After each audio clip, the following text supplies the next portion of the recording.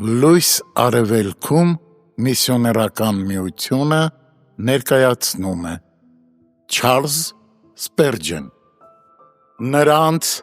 նեղությունները գիտեմ Ելից 3:7 Իմ հայրը գիտի սրա մասին ուրախությամբ երգում են երեխաները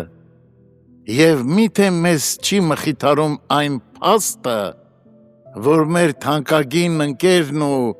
քնքուշ սիրեցյալն ամեն բան գիտի մեր մասին Նա մեր բժիշկն է և եթե նա ամեն բան գիտի ապա կարիք չկա որ հիվանդն էլ իմանա Հանդարտվիր ով անմիտ ու դողդոջուն սիրտ հետաքրքրասեր ու միշտ կասկածամիտ Այն ինչ դու հիմա չգիտես կիմանաս հետո Իսկ այդ ընթացքում Հիսուսը սիրելի բժիշկը տեղյակ է քո հոգու բոլոր դժվարություններից Ինչ կարիք ունի հիվանդը վերլուծելու բոլոր դեղամիջոցները կամ գնահատելու բոլոր ախտանշանները Դա բժշկի գործն է ոչ թե իմը Իմ գործը վստահելն է իսկ նրանը բուժում նշանակելը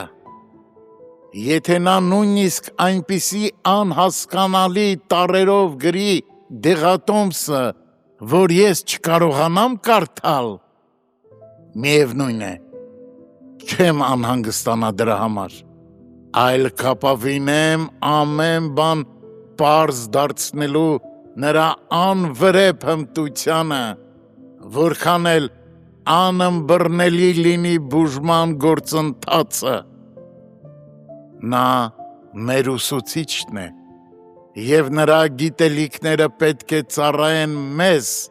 ոչ թե մեր սեփականը Մենք պետք է հնազանդվենք այլ ոչ թե դատենք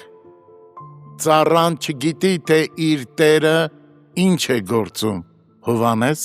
15:15 Միթե ճարտարապետն իր նախագծերը բացատրում է ամեն բանվորի Նա գիտի իր մտադրությունների մասին և դա բավական է իրեն Անոթը չի կարող կռահել թե ինչպիսին է լինելու իր վերջնական տեսքը Բայց եթե բրուտը հասկանում է իր գործից Ինչ նշանակություն ունի այն որ կավն անտեղյակ է դրանից Իմ Տերը չպետք է ծանրաբեռնվի ինձ նման տգետ մեկի հարցերով Նա մեր գլուխն է Այդտեղ է հասկացողության կենտրոնը Ինչ դատողություն կարող է ունենալ ձեռքը Կամ ինչ կարող է ըմբռնել ոտքը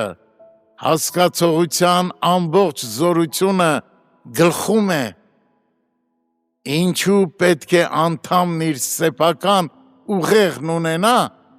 Երբ գլուխն արդեն իսկ բոլոր տեսակի մտավոր գործողությունները